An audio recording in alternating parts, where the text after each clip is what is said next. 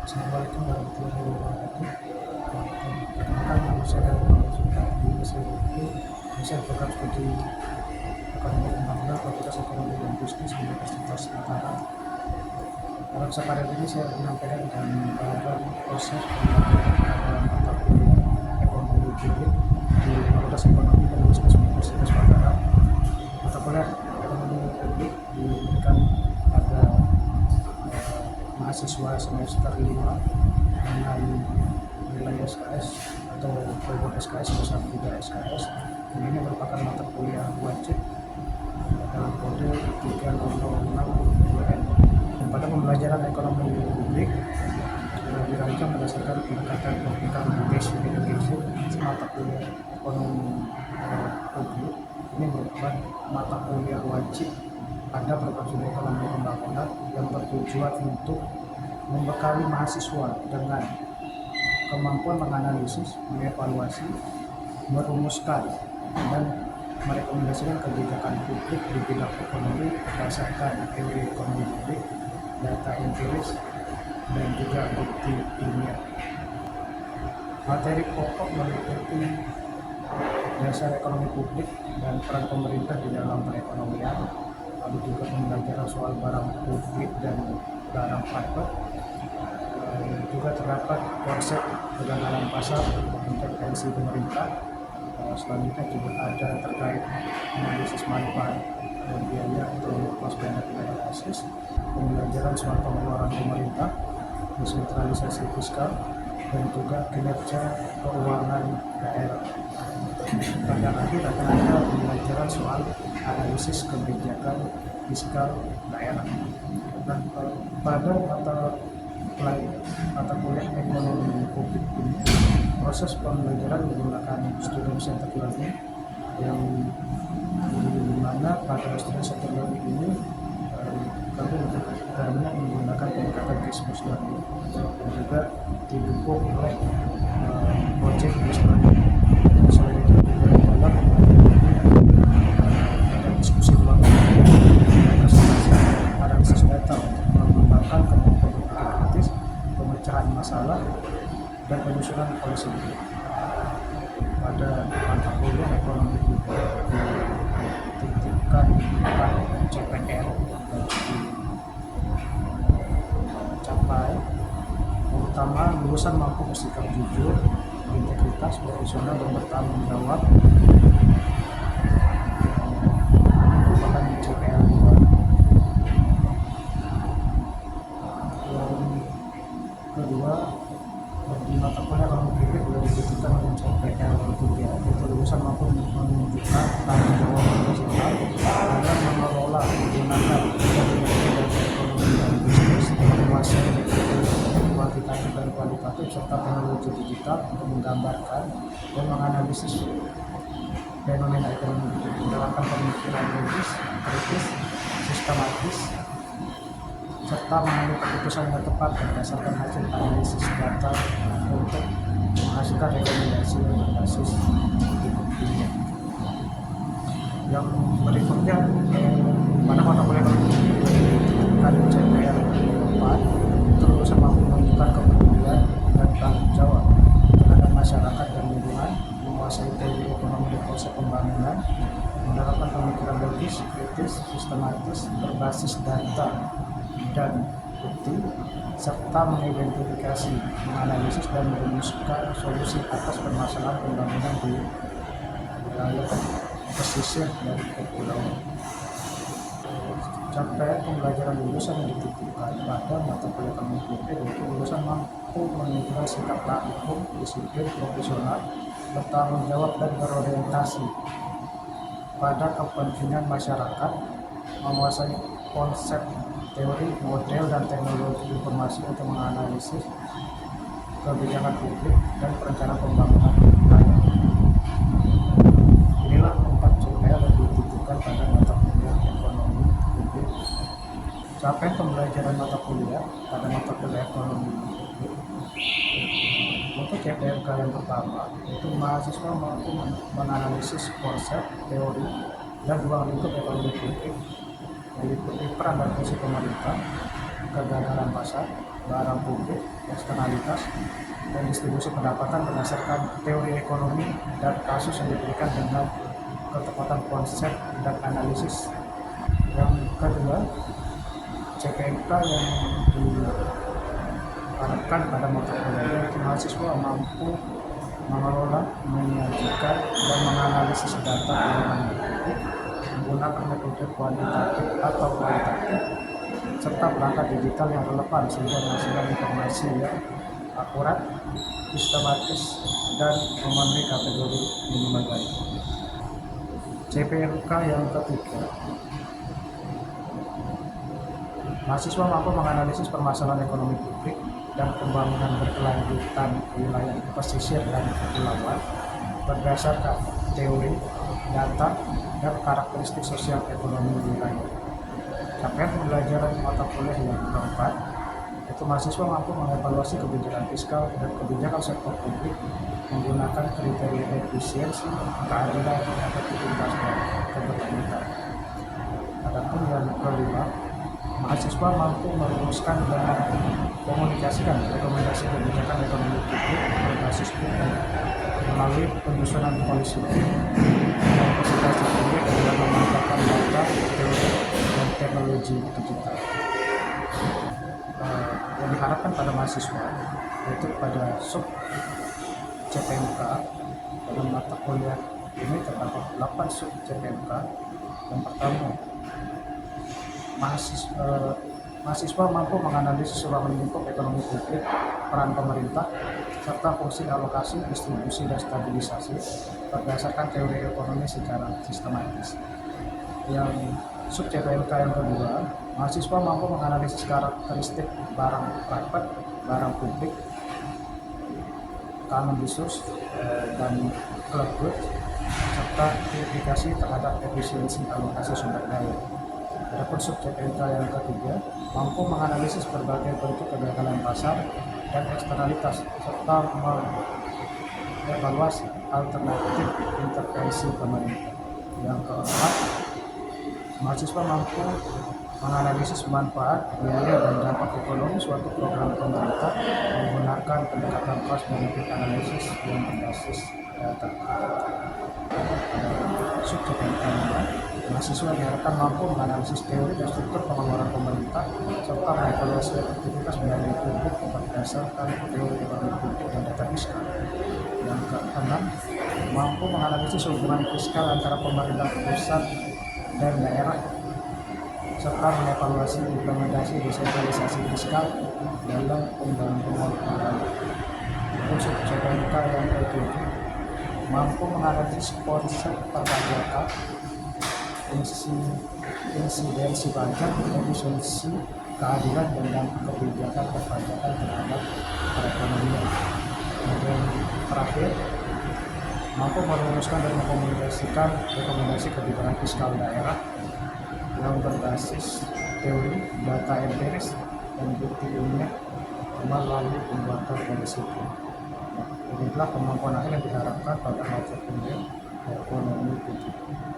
Dalam proses pembelajaran, saya menerapkan pendekatan student center learning dan padukan dengan case based learning dan project based learning.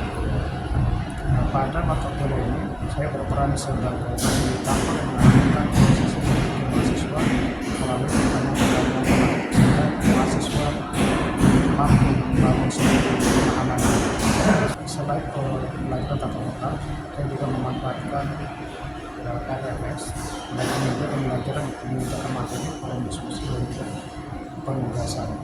Interaksi dengan mahasiswa, kami berusaha menciptakan suasana kelas yang aktif, terbuka, dan kolaboratif. Interaksi dilakukan melalui diskusi kelompok, presentasi hasil analisis kasus, tanya jawab, refleksi pembelajaran, dan juga konsultasi selama pengerjaan proyek. Adapun di luar kelas, komunikasi masih tetap dilakukan melalui komunikasi kelas. Adapun penilaian pada mata kuliah ini, penilaian dilakukan secara berkelanjutan dengan menerapkan prinsip for campus education. Penilaian tidak hanya berorientasi pada hasil, tapi juga memperhatikan proses belajar mahasiswa. Dengan teknik penilaian akan meliputi tulis, analisis kasus, observasi, tugas individu maupun kelompok, pembuatan portofolio serta penyusunan policy brief. Demikianlah pemaparan mengenai pelaksanaan pembelajaran mata kuliah ekonomi publik.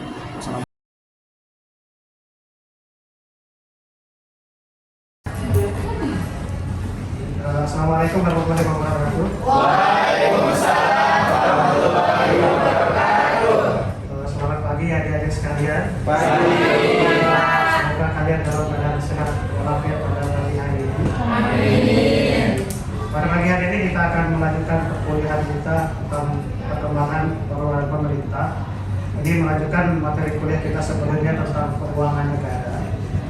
Kalau kalian masih ingat apa saja struktur keuangan negara yang sudah kita bahas pada minggu lalu? Coba angkat tangan. Saya bisa menjelaskan soal struktur APBN atau APBD sudah kita pelajari secara umum. Struktur APBN itu ada 3, ada pendapatan, belanja, dan pembiayaan. Oke, terima kasih. Pada pagi hari ini materi yang akan kita bahas adalah soal teori-teori bagaimana pengembangan pengeluaran pemerintah dilihat dari sisi makroekonomi. Dalam materi ini nanti kita akan mempelajari soal teori dari Roscoe dan Musgrave dan juga teori dari Lamarck. Ini akan menjelaskan bagaimana pola pengeluaran pemerintah. Tapi hari ini akan menjadi fokus adalah bagian bagaimana seharusnya perkembangan pengeluaran pemerintah. Sebelum kita melanjutkan soal bagaimana teori dari belanja pemerintah, pengeluaran pemerintah yang dijelaskan oleh para ahli, saya ingin bertanya terlebih dahulu, bagaimana kira-kira perkembangan pengeluaran pemerintah setiap tahun? Pola yang kalian amati atau menurut persepsi kalian, apakah pemerintah itu selalu menaikkan jumlah belanja mereka, atau justru ada yang berkurang, atau ada yang fluktuasi naik turun? Kira-kira menurut pendapat kalian seperti apa? Belanja pemerintah itu selalu naik, selalu turun? Ya, silakan. Menurut saya selalu naik karena sejalan dengan PDB kita yang terus menaik. Jadi pengeluaran kita juga ikut naik. Kalau PDB kita naik, Ya. pemerintah juga selalu naik. Ya. Oke, ada lagi? Saya Pak, saya kira pengeluaran pemerintah itu fluktuatif Pak, karena di sisi lain kita melihat proyek-proyek strategis yang dibangun oleh negara itu pasti melihat dari sisi biaya dan manfaat. Ketika pemerintah mementingkan manfaat daripada biaya, maka pemerintah akan mengeluarkan dana untuk pembangunan suatu daerah atau nasional, sehingga itu juga akan menyebabkan terjadinya fluktuasi pengeluaran pemerintah. Kalau proyek nasional pasti kan pengeluaran pemerintah akan naik ya.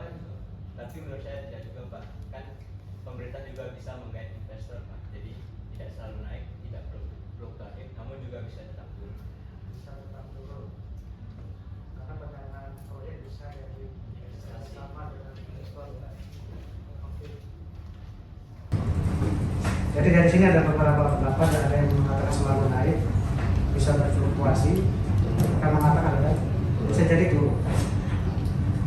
Nah, pada hari ini mari kita akan lihat bagaimana sih kira-kira pendapat dari para ahli yang sudah mulai. Pertama mari kita bahas mulai dari Musgrave dan Roscoe. Di ekonomi pembangunan sebenarnya kalian sudah mempelajari soal teori daripada Roscoe bahwa pembangunan itu dilakukan dalam 5 tahap. Yang pertama ada di masa masyarakat tradisional. Setelah itu nanti akan ada memasuki masa prasyarat untuk tinggal landas. Yang ketiga nanti akan ada masa tinggal landas. Setelah itu masa dewasa, dan terakhir masa konsumsi massal. Ini yang kita pelajari di ekonomi pembangunan. Dari teorinya Roscoe ini sejalan juga dengan teori Roscoe. Dari sini sebenarnya ada pola yang dilihat. Kalau menurut para ahli, pengeluaran pemerintah itu memiliki kecenderungan untuk selalu naik kalau menurut teori mereka. Nah, kalau kita balik ke riwayat teori yang dibangun oleh Roscoe ini sebenarnya membangun teori itu berdasarkan sejarah. Dia melihat bagaimana perkembangan daripada negara-negara yang sudah maju. Mereka melihat bagaimana perkembangan ekonomi Amerika, Inggris, Jepang di abad 19 dan 20. Dari situlah berangkat teorinya Roscoe. Makanya kalau di sejarah pemikiran ekonomi, teori Roscoe ini dilihat berdasarkan sejarah atau riwayat perkembangan ekonominya. Itu yang dilihat oleh Roscoe. Dan dari tahapan ini, setiap tahapan itu sebenarnya membuat belanja pemerintah itu selalu naik. Kenapa demikian? Kalau di tahap awal di masyarakat tradisional, kalau di sini saya menggabungkan dengan masyarakat prasarat untuk tinggal landas. Kalau di Musbet disebutkan sebagai tahap awal. Di tahap awal itu memang kita membutuhkan banyak anggaran pemerintah untuk pembangunan. Karena dari masyarakat tradisional tentu sistem perekonomian masih tradisional, banyak yang belum modern, maka di situ kita memerlukan investasi. Pemerintah di situ hadir dalam perekonomian dalam bentuk ikut terlibat dalam perekonomian melalui investasi publik dalam bentuk infrastruktur. Jadi infrastruktur ekonomi itu banyak dibangun pada tahap ini dengan harapan ekonomi kita akan maju. Jadi secara konsekuensi sudah pasti di sini pemerintah itu akan menaikkan belanja pemerintahnya. Yang jadi problem adalah ketika infrastruktur ini sudah dibangun, ekonomi sudah mulai maju, apakah belanja pemerintah menjadi berhenti? Tidak. Kalau hanya untuk membangun infrastruktur, seharusnya belanja pemerintah pada saat ini seharusnya sudah turun karena infrastruktur sudah dibangun. Tapi problemnya pada saat nanti ketika ekonomi sudah tidak lantas atau di tahap dewasa, ini kan ekonomi lagi maju-majunya. Yang jadi problem adalah kalau kita balik ke teori mikroekonomi, kita nanti akan melihat bahwa ketika sistem ekonomi itu maju atau bergerak semakin baik, kadang-kadang akan ada persoalan yang muncul di kehidupan kita sehari-hari, yaitu ada persoalan di barang publik dan eksternalitas. Dia tetap akan butuh di situ. Sebagai contoh begini, kalau katakanlah aktivitas industri semakin berkembang, ada nggak dampaknya bagi lingkungan atau bagi masyarakat sekitar aktivitas industri tersebut? Ada. Karena ketika di awal persoalan ini kan belum menjadi perhatian, karena fokus pemerintah adalah pada peningkatan infrastruktur sehingga ekonomi naik. Tapi ketika ekonomi sudah naik, masyarakat sudah semakin maju, pengetahuan semakin modern, mereka tentu akan mulai sadar bahwa akan ada kerusakan lingkungan yang diakibatkan oleh aktivitas ekonomi tadi. Ini salah satu contohnya. Sehingga dia akan tetap membutuhkan biaya untuk menangani hal tersebut. Dalam artian dia butuh insentif, dia butuh kompensasi semacam subsidi atau membuat regulasi bagaimana caranya agar eksternalitas seperti kerusakan lingkungan atau persoalan lain yang muncul dalam ekonomi akibat dari majunya ekonomi sebelumnya, ini akan tetap membutuhkan biaya, sehingga pengeluaran pemerintah pada tahap ini juga akan tetap tinggi.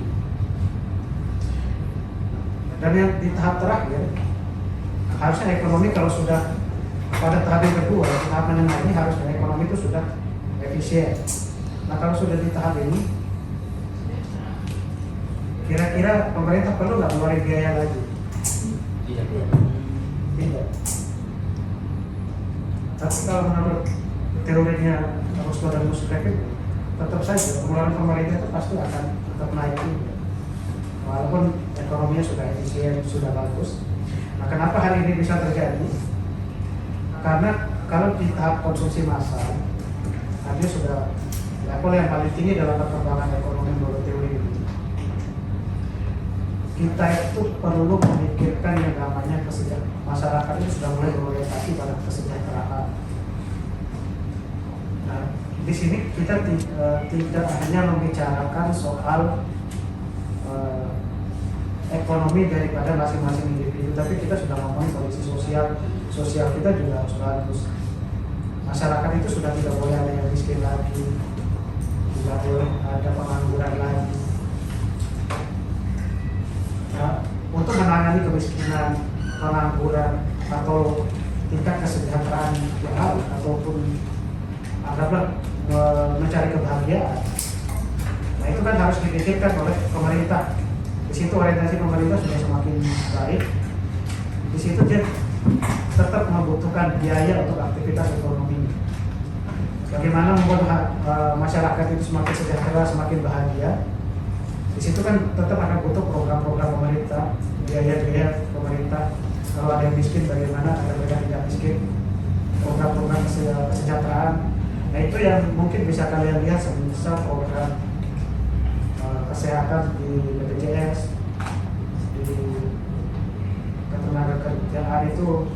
Kalau dulu semasa COVID ada bantuan prakerja kalau nggak salah. Iya, Pak. Bahkan yang terbaru isu-isu perumahan juga kadang-kadang harus menjadi perhatian itu, karena bagaimana pola daripada pemerintah mau nggak mau tetap harus mengeluarkan biaya. Nah, menurut teori ini, maksudnya Dosto itulah yang membuat kenapa pengeluaran pemerintah itu pada dasarnya dia akan selalu mengalami kenaikan.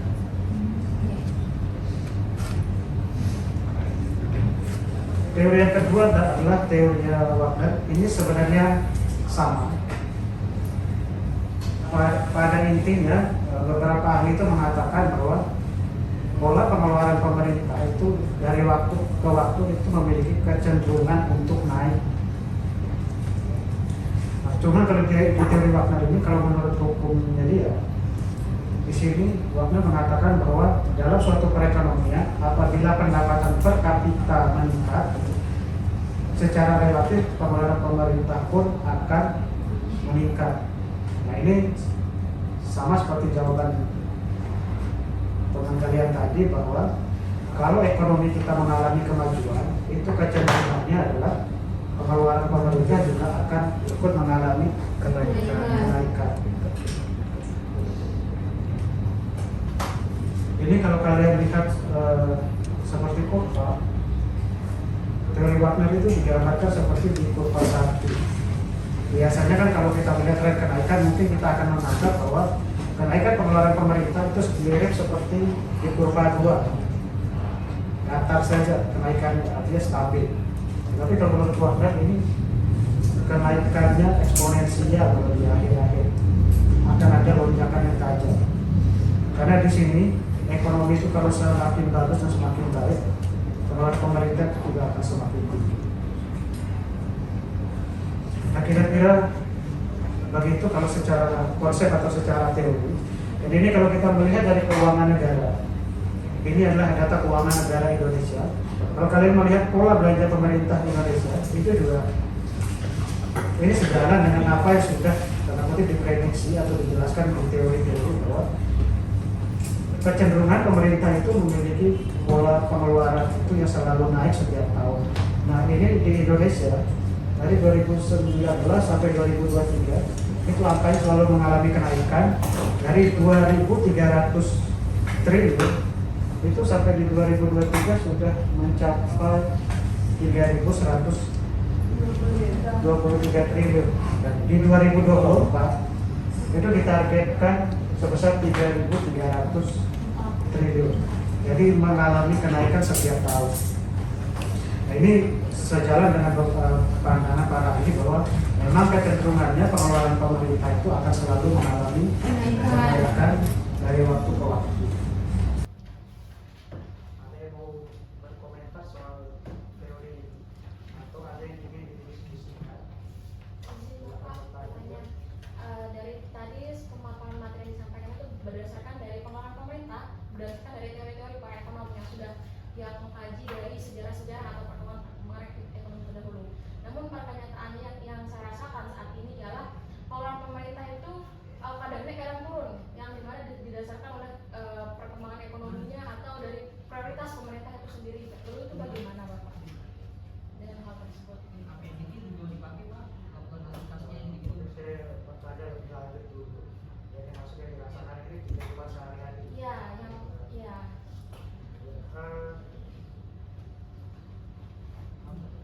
sisi pengeluaran pemerintah kalau di daerah memang kecenderungannya mungkin tidak semua orang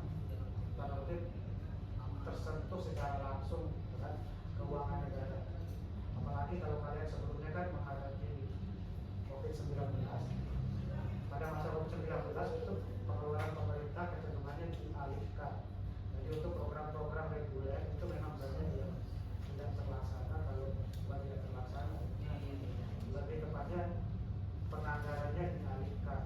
Yang untuk harusnya program reguler terlaksana, tapi karena masa darurat itu menjadi dialihkan untuk kesehatan. Makanya kalau yang terbaru mungkin program-program itu baru mulai dijalankan kembali. Jadi keuangan negara ini kan besar, tetapi yang dilayani itu juga lebih besar lagi.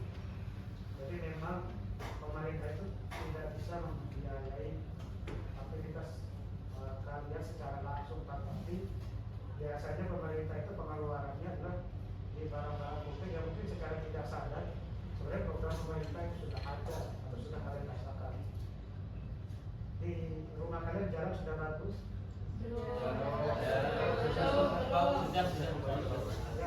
Tapi jalan ada. Ya, jalan ada. Jalan ada, tapi fasilitas jalannya kurang baik. Pada saat jalan itu dibangun di awal, itu kecenderungan pasti di situ sudah ada program pemerintah. Yang mungkin sekarang menjadi kekurangan adalah bagaimana maintain jalan itu agar tetap bagus. Atau peremajaan jalan itu mungkin belum bisa dianggarkan. Itu balik ke kondisi keuangan negara atau keuangan daerah masing-masing itu harus dicek juga. Jadi pada dasarnya keuangan negara itu digunakan untuk barang publik seperti jalan, jembatan, taman, bendungan itu kalau dilihat fisik ya. Kalau yang nggak fisik, beasiswa, artinya untuk membangun SDM, bahkan untuk membangun kesejahteraan itu bentuknya adalah bantuan langsung tunai BLT. Dengan sekarang kan program pemerintah banyak sekali, ada kartu Indonesia Pintar, kartu Indonesia Sehat, maupun disatukan di BPJS semuanya. Seperti itu juga ada anggaran yang dikeluarkan dari pemerintah. Oke, ada lagi? Jika tidak ada pertanyaan, dari poin ini ada beberapa hal yang bisa kita simpulkan. Perkembangan belanja pemerintah itu memiliki kecenderungan untuk selalu naik. Dan yang kedua, kebutuhan di tiap tahap pembangunan itu bisa jadi berbeda-beda. Tapi kalau secara keuangan negara, memang kecenderungan tetap akan naik kebutuhan. Kira-kira demikian untuk kuliah kita pada pagi hari ini. Lebih dan kurangnya saya mohon maaf. Assalamualaikum warahmatullahi wabarakatuh. Waalaikumsalam.